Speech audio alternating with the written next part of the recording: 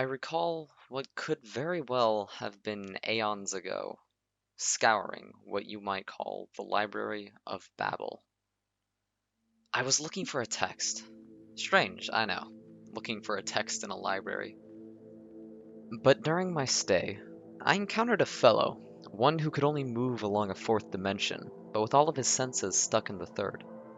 We talked for a bit, as I'd hoped that the fellow would be able to lead me to what I wished to find. Unfortunately, the bastard brought to my attention something else. You lot.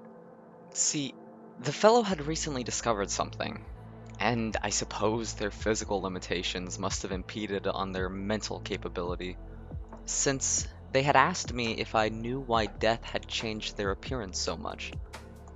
Death has had a rebranding. I asked in an admittedly belittling curiosity. Yeah, The fellow responded. death now wears a cloth of void around someone's bones. This prompted me to think, while their voice reverberated around me as a manifestation of the ethereal reality. Dearest ass, that guy was annoying. But it did provide one service in its miserable life. And that was leading me to you lot. See, I've met death, and your depiction was nothing like what I had met. But that was something unique about your species. You creatures knew nothing. You were all so many on a tiny planet in a minuscule corner of your universe, and yet with all those minds and all those individuals, none of you knew anything. Rather, your perception of reality is built through a series of observations. None of you are able to perceive the objective reality of this plane. And that is why death's appearance fascinates me. Death is hard to document. See, death is a wall so insurmountable that humans can't even conceive of themselves traversing it. The reason why people require a guide or someone to forcibly lift them over that wall is otherwise it couldn't be final.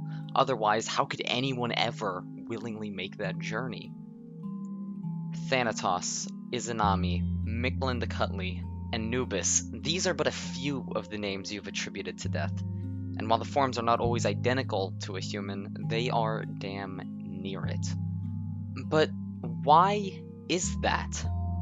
See, these days in the West, death is perceived as a skeletal figure draped in a black cloth, but this depiction is almost infantile compared to others, only really appearing a few centuries ago at the height of the Black Death, when corpses filled the streets of Europe and Asia alike. But if we focus for a bit on the East, we see a god. But not really a god, more of a figurehead.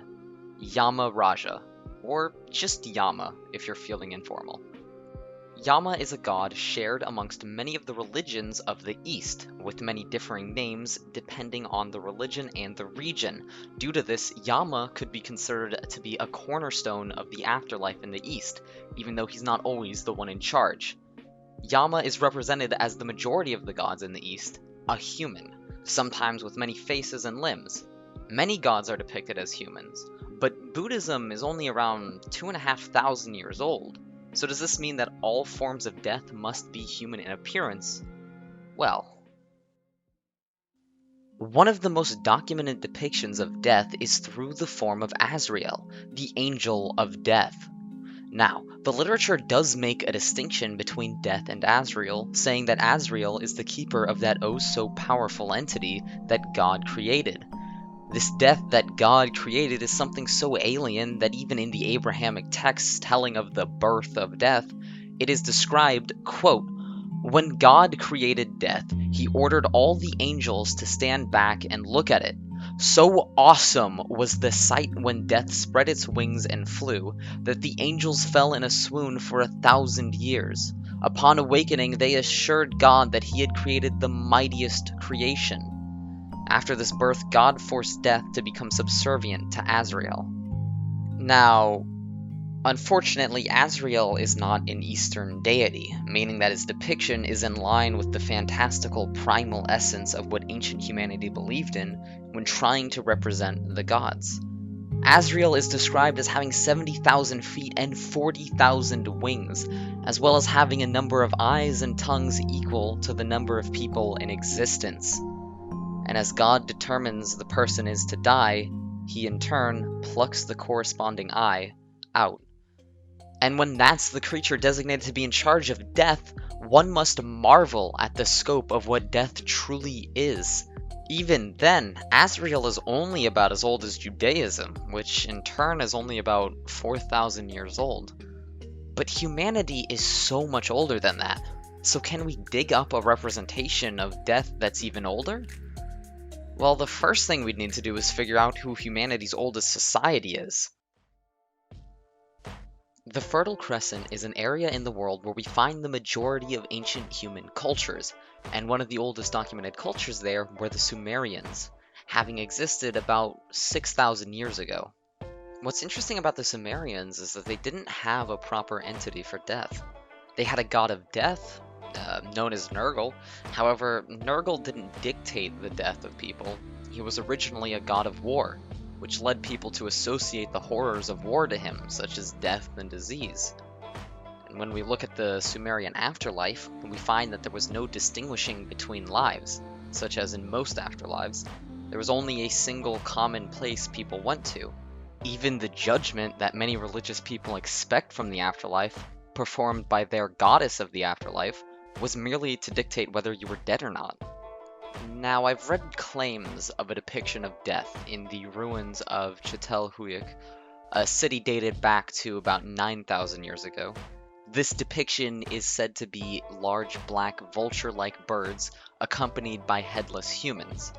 However, I wasn't able to verify that. The closest I was able to find was an old tablet with 2 black birds on it, with one of the birds being headless due to damages of the tablet. However, there is no way to even verify if there was a Grim Reaper equivalent due to the age of the city. The older the source, the harder it becomes to find things that are concrete, as you humans can't even keep your own past alive. Groups merge, groups split, others steal, and others give. People can barely keep a consistent track of things over a measly 100 years, much less 9,000. But we can make some guesses based off of what seems to be a bit of a trend. See, when it's a god of death, they tend to act as rulers or judges of the dead, and aren't directly involved in the process of death. While if it's a personification or arbiter of death, it tends to be a medium through which death acts. So while gods of death tend to be very human in appearance, arbiters of death tend to be very alien. I think that becomes important for our understanding of the way people view their relationship with death. Death is of course a very alien phenomenon. After all, there is no one who survives to tell us how it feels, which means it makes sense that people would see arbiters of death to be equally alien.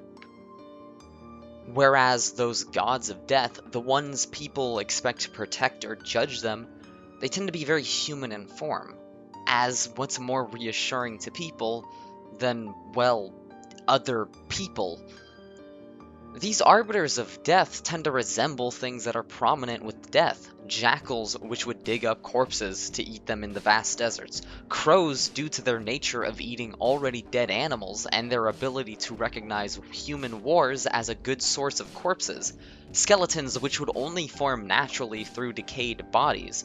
Or just the Lovecraftian strategy of teaching people that death is so horrible to behold that even angels faint upon witnessing its form. Death is probably one of the oldest things in the universe.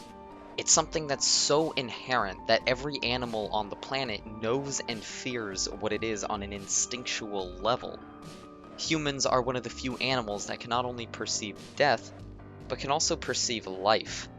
A lion doesn't recognize itself or its prey as being alive, but it is certainly aware of when the prey is dead. However, a human knows what it is to be alive, and that makes death all the more tragic. When a human has no frame of reference of what causes something, they become that much more terrified of it. Even babies are able to infer cause and effect, but death is an effect that has no meaning. It causes an unknown effect. And when the effect is so alien, it makes the appearance of death all the more fascinating.